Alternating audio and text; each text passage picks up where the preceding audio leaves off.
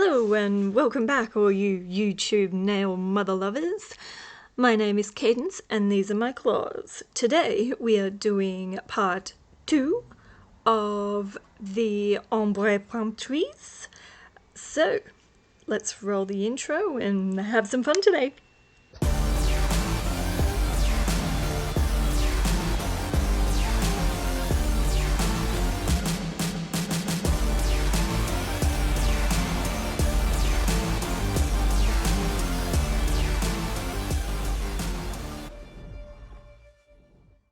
As always, when we're working on tips, we're going to start with the Après Gelix tip prep and a base coat.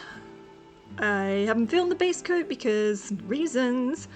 We're going to use the colours Office Gossip from Madame Glam, which is a dark purple, Razzles Pink, which is a colour I didn't intend on using, but we did, and Kiss on the Cheek, of which I only have a mini colour.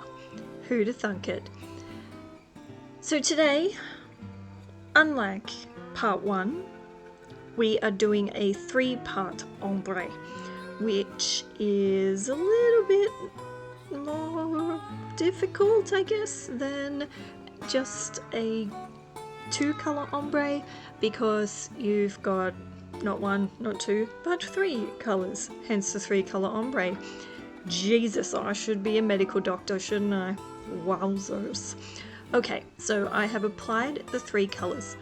Just like yesterday, the dark is at the top, the middle colour takes up most of the room, and then the light is down the bottom. I've pushed the light up probably a quarter, because the dark will get rid of the light, as you'll see.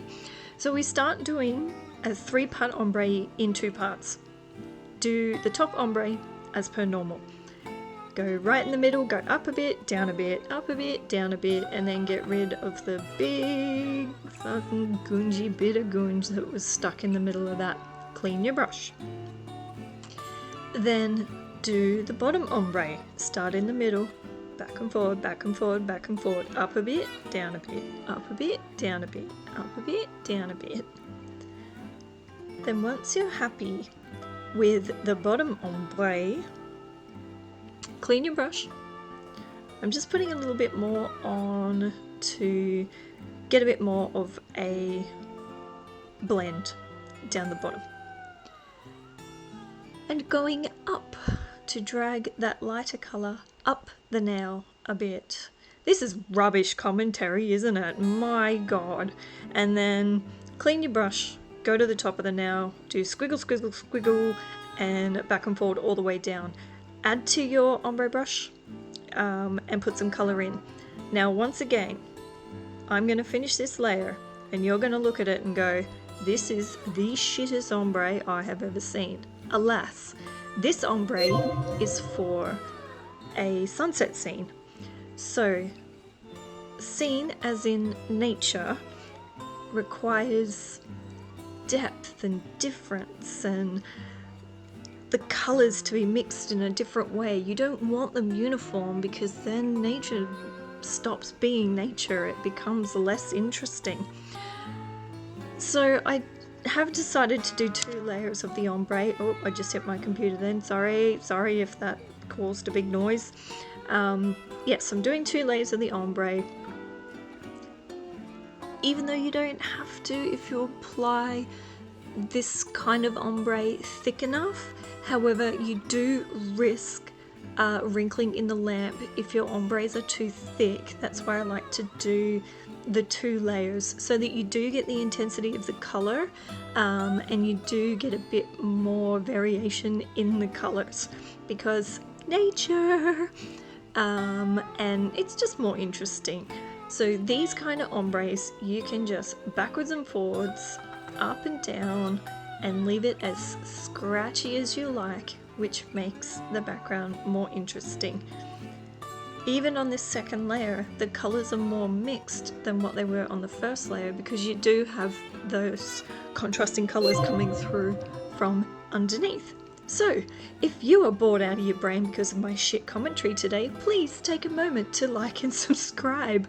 We are trying to get to 100, only 100 followers by Valentine's Day, because we're going to do Love Week instead of one day of love. We're going to make a whole week of it. Oh, and while I remember, this is Gary the Goat saying fuck you to the one person who gave a thumbs down on the video during the Christmas Madame Glam Advent Adventure.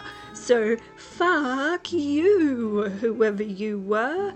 Don't give a thumbs down. If you don't like it, just keep on moving. Okay, so that was my rant for the day. Where are we up to now? Let's have a look at the now. Right, so now I'm actually going to draw on the palm tree. And similarly to yesterday, draw a wonky line down the middle, and then you want to draw some wonky half M's, U's, N's. Draw half N's, but go heavy with the brush and then light with the brush. Heavy with the brush, and then as you draw away from the center, you want to lift up. And that helps to create the nice thin edges of the palm tree leaf. What I'm doing up and down the trunk is just taking the tiniest detail brush that Madame Glam has. I think this is an ultra detailer or whatever, and I'm just pulling out 0.5 millimeter to the side. This tree is in the foreground, so it has a bit of detail to it. Now, the trick with the leaves is to have a brush that is just about dry and pull from the line of black gel polish or whatever color gel polish you are dealing with, and pull through. Don't make these pulls straight. Sorry. Pulls.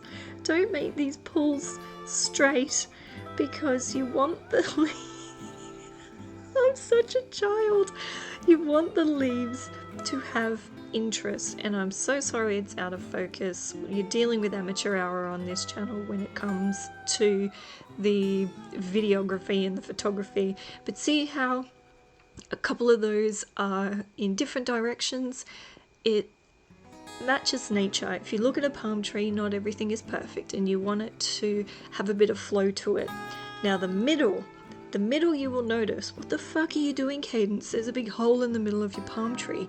This gives you room to pull everything back in together at the end, so that you don't have a big fat black blob of a palm tree in the middle. I flash cured that, so I did that whole tree without curing the thing. So be really, really careful if you do that, because I am prone, as you have seen in past videos, to get shit the fuck all over my fingers. It's just how I work.